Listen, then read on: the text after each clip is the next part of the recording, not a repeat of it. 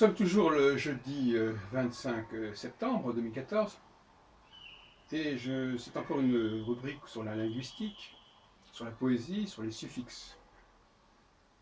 Vous savez que je suis passionné par les préfixes et que les préfixes, c'est vraiment ce qui permet à une langue d'introduire des variations sur les signifiants. On prend un même signifiant et on lui a juste un certain nombre de préfixes qui vont faire varier, qui vont démultiplier le signifiant et qui par conséquent vont permettre à des signifiés proches les uns des autres d'être aussi des signifiants proches les uns des autres. C'est une sorte de synonymie, homonymie, si vous voulez. Mais ce qui m'intéresse ici, dans cette intervention, c'est plutôt les suffixes.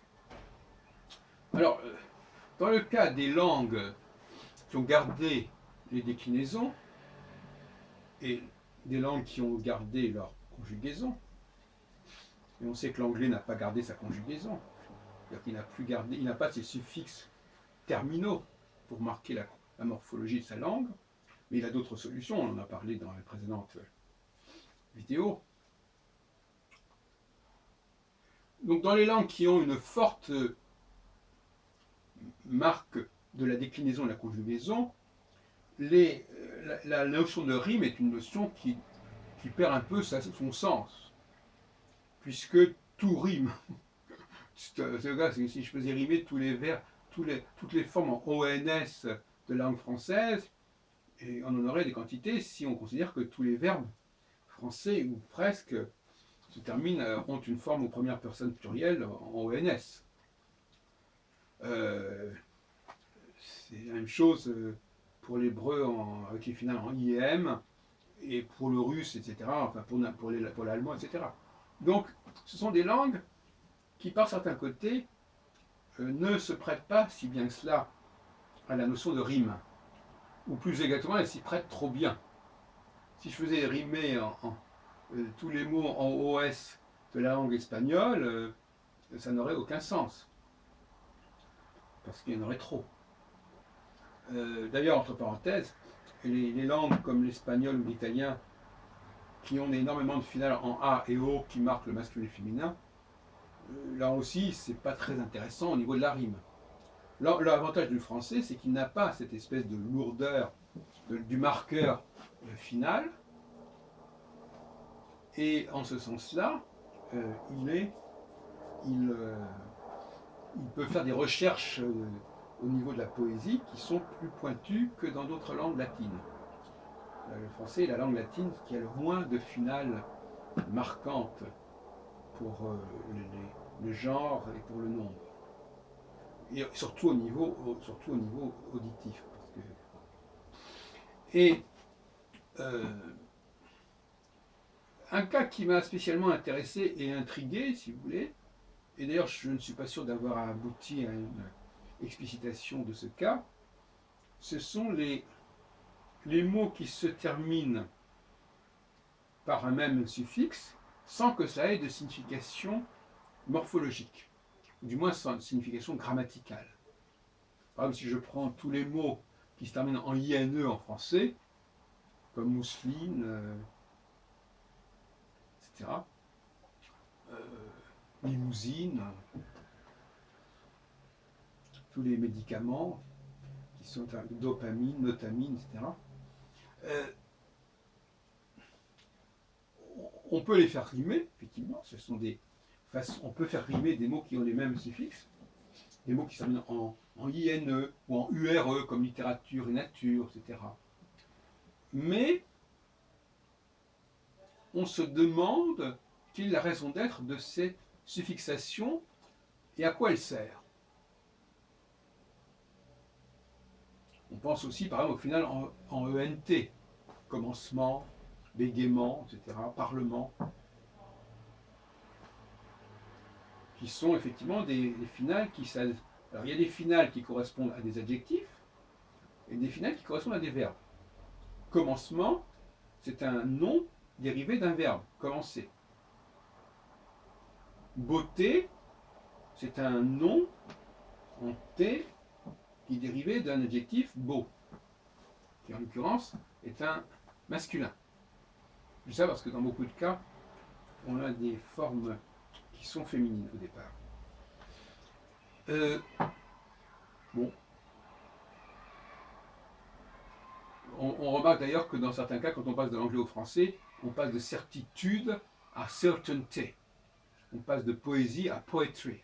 Donc il y a parfois des suffixes qui changent. Mais on ne voit pas très bien pourquoi on prendrait une finale en UDE comme complétude, finitude, solitude, et pas en TE ou en INE, etc. Donc il y a là une espèce de flou structurel qui est un petit peu étrange. Cela dit, toujours d'un point de vue poétique ou simplement de l'unification, de l'unité de la langue, ces suffixes ne sont pas en quantité illimitée. Et donc par conséquent, la suffixation contribue à l'unité de la langue. Elle a une dimension centripète. Des mots, des verbes, des adjectifs qui n'ont rien à voir entre eux ont les mêmes suffixes. Aboutissent à des noms qui ont le même suffixe. Donc il y a une homogénéisation par le biais du suffixe de la langue, de toute langue,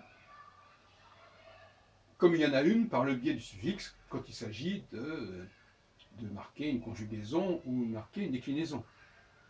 Donc ce sont des marqueurs qui contribuent à unifier la langue, à harmoniser la langue, à limiter le nombre de possibles, et je dirais que ce sont donc des marqueurs centripètes. J'ai fait un mémoire de linguistique à ce sujet, il y a déjà plus de 25 ans, sur la question de l'utilisation des préfixes, des suffixes en anglais, des suffixes d'origine française.